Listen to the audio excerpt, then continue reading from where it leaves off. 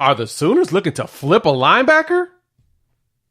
There's a possibility. Something came down the line, so we got to talk about it. I didn't get to get this video up yesterday like I wanted to because I just kind of didn't feel like doing anything. But let's dive into it. Before we do that, welcome to Sooner or Later Sports. I'm your host, Jay. Thank y'all for pulling up to the channel. As y'all know, we talk all recruiting here on this channel besides the live streams just to keep y'all some content going. And it's been a bit. I haven't had much recruiting to talk about. And let me preface why that is. And then I'm going to dive into this possibility of a flip opportunity. And of course, we're going to look at the measurables and we're going to talk about what's the chances that Oklahoma have in this situation. So let's dive in, shall we? First and foremost, the one reason why why we haven't seen much content over here is mainly because the way that Brent Venables likes to do his recruiting, they want the bulk of it done before the season starts. So that's why you see very busy April, May, Junes, and Julys from visits and then commitments. Mainly July is really is commitment season for the Sooners. You get most of your commitments at that point. They like the players to go ahead and get their visits in, and June is a very big visit OV season. And then at that point, boom, your class is built. And so they try to go for that because that's the best way. That's probably the best way to build your class, right? Because that way, by the time the season starts, you're not as stressed about people flipping, etc., so on and so forth, or chasing players, right? You can focus on the games, and then you can go do visits for people in the next season and, have your guys come in during the season if you have like one or two stragglers. Because there's always going to be guys that you're going to recruit that's going to go all the way to the finish line. And so to prevent yourself from having to, constantly be recruiting a lot of dudes to the finish line, you can get those last minute ones done by hopefully late August, similar to what we did with Michael Fasusi. Now, we've got a couple of guys that we are looking at. We're still chasing Andrew Babalola, who it looks like he's probably not going to make a commitment until November, until his season ends, basically. That's his goal, and we're still in the mix. I don't see us winning that one, but there's a chance. But an offer went out yesterday for a kid that tells me that Oklahoma is serious about him, and that's Caleb Burns. He's a linebacker out of Cy Falls down in Houston, Texas, right? And let's look at the measurables real quick and talk about him. So here's Caleb, 6'1", 230. He is a consensus composite 4-star athlete. On3 has him as top 310th player in the country. 247 has him as 330th nationally in their composite. So he is a consensus and a composite 4-star. The big thing about Caleb is, though, he's committed to Baylor. Now, you may be asking yourself, Jay, what are we doing? We're talking to committed kids? Like, don't BV have a policy? Yes. BV's policy is that if you're still doing visits after being committed, you ain't committed. And any player that decides to do that or test it out, Oklahoma's going to go ahead and recruit on top of you. And then if they decide to keep you in the class, they will. If they don't, they won't. That's basically how that works. So you saw that kind of with Cortez Mills. He did a visit to Nebraska, and Oklahoma, started to court some wide receivers. Cortez came back and was like, nah, I'm all in. Oklahoma's like, okay. And I think they're still courting wide receivers, just FYI. I don't know. We'll see. But I think Mills is going to end up in the class no matter what. I think he's good enough, and Oklahoma actually wants him. So that's kind of there.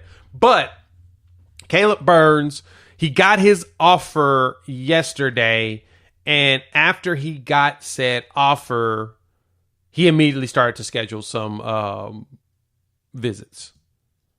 And when I saw the tweet, I was like, okay. Buddy of mine was like, hey, keep your eyes open on this one. This is a huge one. And I was like, all right, I did. And then right after that, guess what? Got notification he's going to make a visit. He'll be at Oregon, Ohio State this weekend, because that's one school that's been courting him. And he'll be at the South Carolina game here in Norman. So that's like the next game Oklahoma will be at home, and he's coming out. So I was like, oh, okay. That's what's up. So when I watched the film on him as we got this bad boy playing for y'all, hey, man, he kind of reminds me a little bit of Kip. I mean, he's 6'1", 230, so he's already a thick kid, right? He's thick. 6'1", 230 is pretty big at 6'1". And he's got some jets. Like, he's going to get you a pick six, and he literally almost ran back a pick six here. Almost gave you a Kip Lewis play right there on the spot. But no, he's a tackler. And he's got those busy hands, right? Y'all have heard me talk about that with the players today. Our team now, the way they play defense, they don't just come in and wrap. They swap down when they tackle to wrap, right? They come top down to get a good cover. And with that swat down, they're hitting at the ball every single time, regardless of who they're tackling. So if it's the running back, if it's wide receivers, the quarterback, tight end, it don't matter. Anybody that they're tackling, they're swapping down, and that's where you're seeing the ball pop out on a regular basis. And but me watching his film, now he's pretty good. Like he's got good vision, and he's got good enough speed to catch passes like going in the flats. He's got some good eye discipline. He does a really good job of going after running backs in the backfield, getting those tackles for losses. And he has one of those motors where he doesn't stop, right? And that's what we recognize that Brent Venables and Zach Alley seems to want, is guys that are disruptive. Not just out there, making tackles here and there. No, they're disruptive. They're keeping their hands busy. They're chasing the quarterback. They're throwing their hands up while running at the quarterback. That way they can make it hard for the quarterback to see. And he's got really good pursuit. He's going to hit the quarterback every time he's out there running after him. That's kind of what you want. You want guys that are really good. And he's really good at run stopping. I think that was the thing that impressed me the most in watching his film is his ability to stop the run. Like he wasn't, you could tell that he was setting his base low enough in preparation for a cutback. And he continued to follow through to make sure that the running back didn't juke him out of his draws, at least in these highlights. He did a really good job with that. And I'm hoping that that's something that he does all the time. I need to go watch actual full games to see how he does every play when he's not involved. But highlights-wise, I like the way that he pursues the runner. I also like the way that he can play out in the flat, and he blitzes very well. So he's one of those that's attackers. And we all know that Zach Alley likes to dial up some random blitzes and stuff. I think this kid can do that. And so I see why Oklahoma gave him the offer, I guess, that he was hoping for and waiting for it. And boom, he got it. And now that he's got it,